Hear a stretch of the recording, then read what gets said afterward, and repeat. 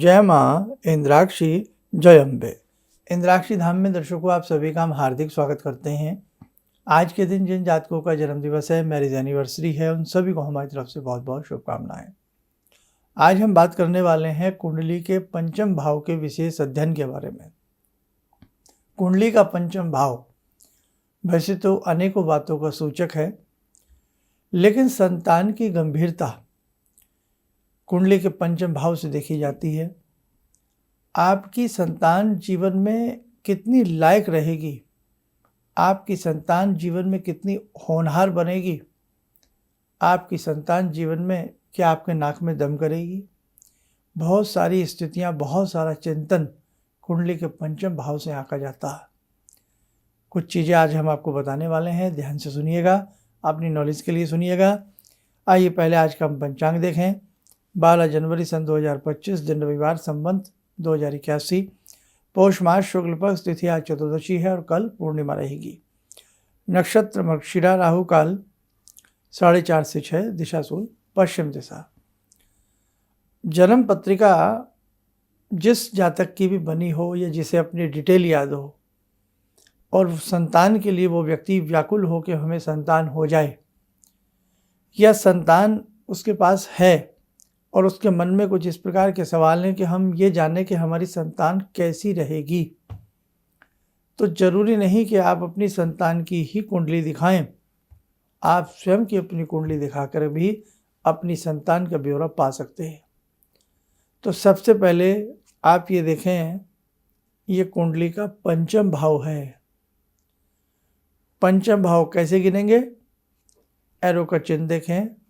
प्रथम भाव, द्वितीय, तृतीय, फिर चतुर्थ और फिर पंचम।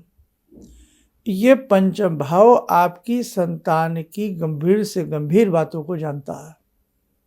यही पंचम भाव आपके संतान के होनहार होना, आपकी संतान का दुर्जन बनना, सज्जन बनना, आपकी संतान की विद्या, आपकी संतान का यश अपयश, सारी बातें जानता है। तो कहने का मतलब, कुंडली का पंचम भाव बहुत गंभीर होता है। एक व्यक्ति अपनी कुंडली दिखाए और साफ वो कहे कि हमें संतान नहीं है, हमें संतान कब तक होगी, और एक गंभीर ज्योतिषी उसकी कुंडली को देखे, तो संतान कब होगी, कैसे होगी, ये बात तो है ही, लेकिन संतान वो किस प्रकार की रहेगी। कई बार ऐसी संतान परिवार में जन्म लेती है, पूरे कुल के नाम को रोशन करती है, पूरे कुल की नाक को ऊंचा बना देती है। तभी एक होनहार ज्योतिषी जिसे कुंडली का ज्ञान हो, गंभीरता जिसके अंदर हो, कुंडली को देखेगा, अरे आप चिंता मत करिए, आपके घर में कुल दीपक उत्पन्न होने वाला है। आपकी कुंडली का पंचम भाव यदि उसके अंदर शुभ ग्रहों की दृष्टि है, या शुभ ग्रहों की युति है, या शुभ ग्रह वहाँ के कारक हैं। शुभ से कब है? जब वो ग्रह किसी कुदृष्टि से शामिल ना हो, ग्रह की बल अच्छा हो, डिग्री अच्छी हो, ग्रह की कहीं अगली जगह भी युति अच्छी हो। यदि उस पंचम भाव का कारक स्वामी बलवान है, महादशा उसकी आ गई, वो भी बलवान रूप में है, तो उन सब स्थितियों को देख करके कहा जाएगा कि आपके घर में कुल दीपक आने वाला है, आपके कुल को रोशन करेगा, और आप बिल्कुल चिंता ना करें। और कई बार ऐसी कुंडली भी आंखों के सामने आती हैं कि आपके घर में 3 संतानें होंगी, लेकिन 3 संतानों में एक संतान आपसे सदा दूर रहेगी, एक संतान आपका कहना नहीं मानेगी, और एक संतान कहीं ना कहीं अपंगता के रूप में आएगी। यह एक संतान ऐसी होगी जो आपकी समस्त पूंजी को नष्ट कर देगी। इस प्रकार की चिंतन वाली बातें भी पंचम भाव में छिपी होती हैं। और इस प्रकार की भी होती हैं कि आपके यहाँ संतान होगी, आपकी संतान थोड़ा देर से होगी, लेकिन आपकी संतान ऐसी होगी कि आप भले वो देर से संतान हो, लेकिन वो आपके नाम को रोशन करेगी, आपके मन को भाने वाली संतान होगी, संस्कारों से परिपूर्ण, संस्कारों से लिप्त आपकी संतान होगी। कई बार संतान ऐसी भी होती है यदि पंचम भाव पर कुदृष्टि कुटिल ग्रहों की पड़े, अशुभ ग्रहों की पड़े, विमेल ग्रहों की पड़े, शत्रु ग्रहों की पड़े और उसी की वो महादशा की स्थिति बन रही हो या अंतरदशा या परतंत्र दशा की स्थिति बन रही हो, तो संतान ऐसी होगी उसके अंदर संस्कार नहीं होंगे। संसार में कोई ऐसा माता पिता नहीं है जो अपनी संतान को अच्छे संस्कार न देना चाहता हो। सभी अपनी संतान को अच्छे संस्कार देना चाहते हैं, बावजूद संसार में ऐसे भी दंपत्ति हैं कि जिनकी संतान ऐसी होती है उन पर हाथ उठाने लगती है, उनके साथ गाली गलौज करने लगती है, मारपीट करने लगती है, तो वो योग भी पंचम भाव में ही छिपा है। और एक चीज़ और सुन लें, अगर वो योग पंचम भाव में छिपा है तो उसकी तोड़, उसका इलाज, उसका उपाय भी पंचम भाव में ही छिपा है।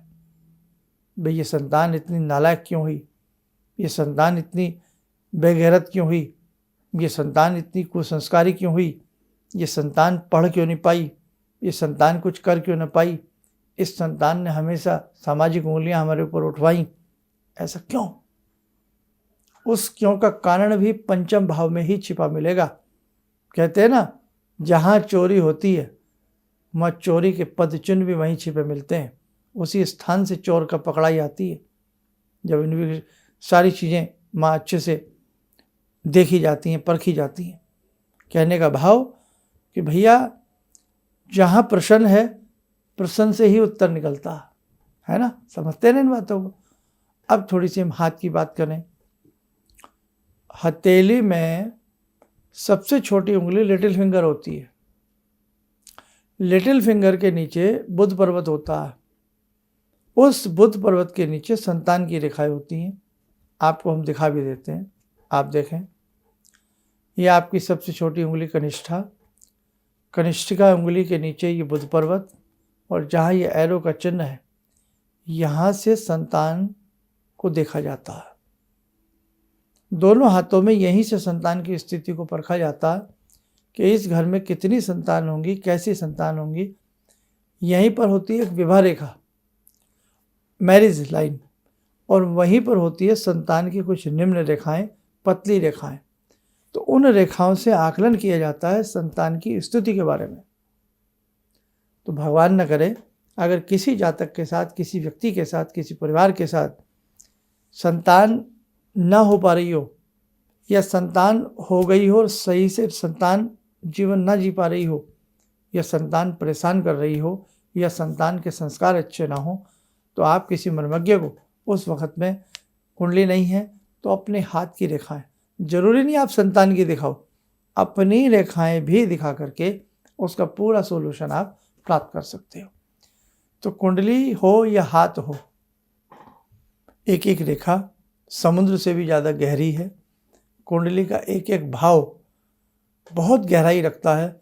बस उस गहराई को नापने की आवश्यकता या उसका पैमाना आपके पास होना चाहिए, उसका आकलन की स्थिति आपके अनुभव पर आधारित करती है।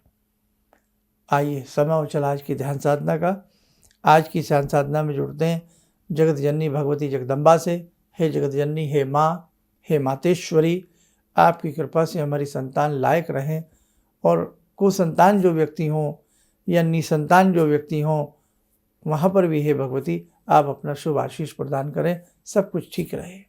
ॐ सिन्दूरारुण विग्रहां त्रिनयनां माणिक्यमूले स्फुरात् स्तारानायकशेखरं स्मितमुखी भापेन वक्षोरुवां पाणिभ्यामलपूर्णरत्नचषकां रत्नोत्परां बिभ्रति सौम्यां रत्नघटस्थरक्तचरणां ध्यायेत्पराम् अम्बिकां खड्गं चक्रगदेषु चापपरिगान् शूलम्बुशोण्डिं शिरा शङ्खं संदधतीं करे स्त्रीनयनां सर्वाङ्गभूषावृतां नीलासमद्युतिमास्य पाददशकां सेवे महाकालिकां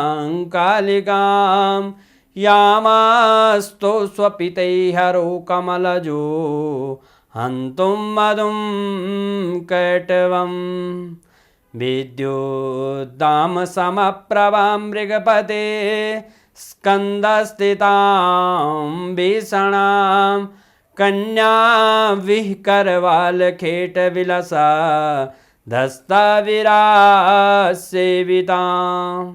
हस्तैश्चक्रगदाशिखेटविशिखां चापं गुणं तर्जनीं विप्राणामलिलात्मिकां शशिधरां दुर्गां त्रिनेत्रां भजे। कवच बना लें, ध्यान करें, जगतजननी का शुभ आशीष हम सबके ऊपर बरस रहा है।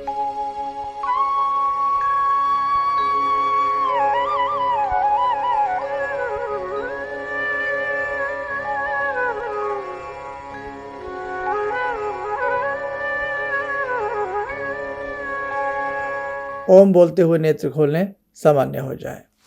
इसीलिए कहा गया है कि बेटा किसी न किसी मंत्र की साधना जीवन में करते रहिए, गुरु दीक्षा लीजिए, गुरु मंत्र की साधना करते रहिए। दसम विद्याओं में या किसी महाविद्या में या भगवती के किसी भी मंत्र में प्रीति रखिए, और उन मंत्रों की साधना करने से आपकी संतान पे भी इफेक्ट आता है, आपके भाव पे भी इफेक्ट आता है, आपकी कुंडली, आपकी हाथ की रेखाओं पे भी इफेक्ट आता है। इसलिए सही समय पर की गई सही उत्तम साधना आपके जीवन को उन्नत बनाती है और आपके जीवन को बढ़िया बनाती है और आपकी संतान को उत्तम बनाती है। चलिए फिर कभी अन्य सब्जेक्ट के साथ आपके साथ प्रस्तुत होंगे। आप स्वस्थ रहें, सुखी रहें, इन्हीं शुभकामनाओं के साथ हम अपनी वाणी को विराम देते हैं। जय जय अम्बे। अब मेरा बेटा है जो चार्टर्ड अकाउंटेंट है अभी, तो वो क्या था, मेरी कोई बात नहीं मानता था। सालों तक मेरा उसका झगड़ा चलता रहा और मेरे जो जानकार लोग थे उनसे मैं कहता था भाई मैं इससे हार जाता हूँ, क्योंकि मैं इसे कहता हूँ सुबह जल्दी उठा कर, ये कभी उठता नहीं है। क्या हुआ कि मैं आपसे मिला आकर, कुछ आपने उसके लिए भी उपाय बताए, जो सारे उपाय मैं ही कर रहा हूँ। और आपको सुन के बड़ी हैरानी होगी इस बात की कि जिस बच्चे को मैं कभी पूजा के लिए कहता था कि हनुमान चालीसा करो, तुम ये करो, वो करो, वो कुछ नहीं करता था। आज मैं बड़ा हैरान हूँ कि सोमवार के दिन वो उठता है, खुद ही जो है वो मेरे घर में बेल का पेड़ भी लगा है, बेल के पत्ते तोड़ता है और उनके 11 सेट बनाता है। कहाँ से उसने लिया मुझे पता नहीं। और भगवान शंकर पर जाकर जल चढ़ाता है, उन पर राम राम लिखता है। और ये सब जो मैं ये समझ पाया हूँ कि जो मैं 2 महीने से आपका ये जो कर रहा हूँ मंत्र का जो है, तो मेरे ख्याल में इससे बड़ी उपलब्धि तो और कोई हो नहीं सकती। धन्यवाद। किसी भी समस्या के समाधान के लिए मिले प्रसिद्ध हस्तरेखा एवं वास्तु विशेषज्ञ प्रोफेसर धर्मेंद्र शर्मा जी से। नोट: शिविर में भाग लेने हेतु एवं व्यक्तिगत रूप से मिलने के लिए कॉल करने का समय सुबह 10 बजे से शाम 6 बजे तक। हमारे विभिन्न ज्ञानवर्धक कार्यक्रम देखने के लिए आप हमें अभी सब्सक्राइब करें, बेल आइकन को प्रेस करें ताकि आप देख सकें हमारा कार्यक्रम सबसे पहले। और अधिक जानकारी के लिए फेसबुक पेज को लाइक करना न भूलें।